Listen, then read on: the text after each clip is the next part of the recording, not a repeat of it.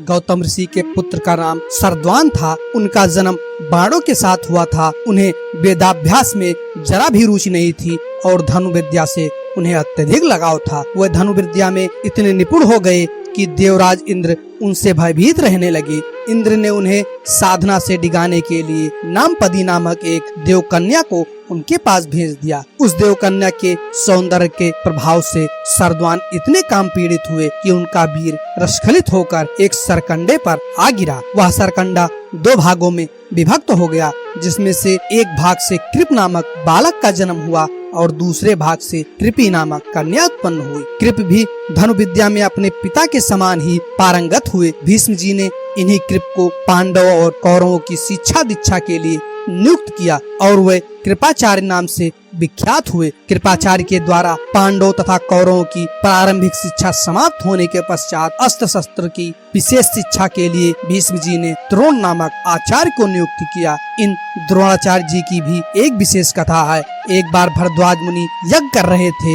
एक दिन वे गंगा नदी में स्नान कर रहे थे। वहाँ पर उन्होंने घृतराक्षी नामक एक अप्सरा को गंगा स्नान कर निकलते हुए देख लिया। उस अप्सरा को देखकर उनके मन में काम वासना जागृत हुई और उनका वीर रसखलित हो गया, जिसे उन्होंने एक यज्ञ पात्र में रख दिया। कालांतर में उसी यज्ञ पात्र से द्रोण की उत्पत्ति हुई। द्रोण अपने पिता के आश्रम में ही रहते हुए चारों वेदों तथा अस्त्र शस्त्र के ज्ञान में पारंगत हो गए। द्रोण के साथ प्रसत नामक राजा के पुत्र द्रुपद भी शिक्षा प्राप्त कर रहे थे तथा दोनों में प्रगाढ़ मैत्री हो गई। उन्हीं दिनों परशुराम अपनी समस्त संपत्तियों को ब्राह्मणों में दान करके महेंद्राचल पर्वत पर तप कर रहे थे। एक बार द्रोण उनके पास पहुँचे और उनसे दान देने का अनुरोध किया। इस पर परशुराम बोले, वत्स तुम विलम्ब से आए हो, मैंने तो अपना सब कुछ पहले से ही ब्राह्मणों को दान में दे डाला। अब मेरे पास केवल अस्त्र शस्त्र ही शेष बचे हैं। तुम चाहो तो उन्हें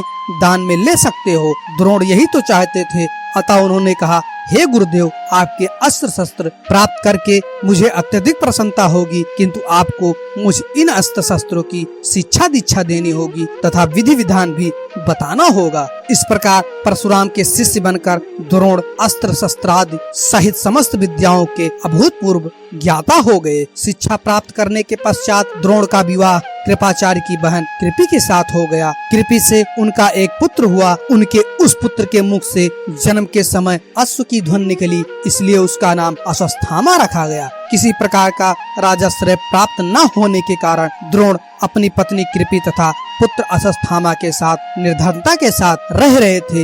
एक दिन उनका पुत्र अश्वत्थामा दूध पीने के लिए मचल उठा, किंतु अपनी निर्धनता के कारण द्रोण पुत्र के लिए गाय के दूध की व्यवस्था न कर सके। अकस्मात उन्हें अपने बाल्यकाल के मित्र राजा द्रुपद का स्मरण हो आया, जो कि पंचाल देश के नरेश बन चुके थे। द्रोण ने द्रुपद के पास जाकर कहा, मित्र, मैं तुम्हारी सहपाठी रह चुका हूँ। मुझे दूध के लिए एक गाय की आवश्यकता है और तुमसे सहायता प्राप्त करने की अभिलाषा लेकर मैं तुम्हारे पास आया हूँ। इस पर द्रुपद ने अपनी पुरानी मित्रता को भूलकर तथा स्वयं के नरेश होने के अहंकार के वश में आकर द्रोण पर बिगड़ उठे और कहा, तुम्हें मुझको अपना मित्र बताते हुए लज्जा नहीं आई? मित्रता केवल समान वर्ग के लोगों में होती है, तुम जैसे निर्धन और मुझ जैसे राजा में नहीं। अपमानित होकर द्रोण वहाँ से लौट आए और कृपाचार्य के घर गुप्त रूप से रहने लगे। एक दिन युधिष्ठिर आदि राजकुमार सब गेंद खेल रहे थे तो उनकी गेंद एक कुएं में जा गिरी।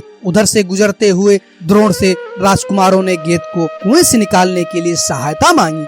द्रोण ने कहा, यदि तुम लोग मेरे तथा मेरे परिवार के लिए भोजन का प्रबंध करो तो मैं तुम्हारा गेंद निकाल दूंगा। युधिष्ठिर बोले, देव, यदि हमारे पितामह की अनुमति होगी तो आप सदा के लिए भोजन पा सकेंगे। द्रोणाचार्य ने तत्काल एक मुट्ठी सीख लेकर उससे मंत्र से अभिमंत्रित किया और एक सीख से गेंद को छेदा, फिर दूसरे सीख से गेंद में फंसे सीख को छेदा। इस प्रकार सीख से सीख को छेदते हुए गेंद को कुएं से निकाल दिया। इस अद्भुत प्रयोग के विषय में तथा द्रोण के समस्त विषयों में प्रकांड पंडित होने के विषय में ज्ञात होने पर भीष्म पिता ने उन्हें राजकुमारों के उच्च शिक्षा के नियुक्त कर राजाश्रय में ले लिया और वे द्रोणाचार्य के नाम से विख्यात हुए।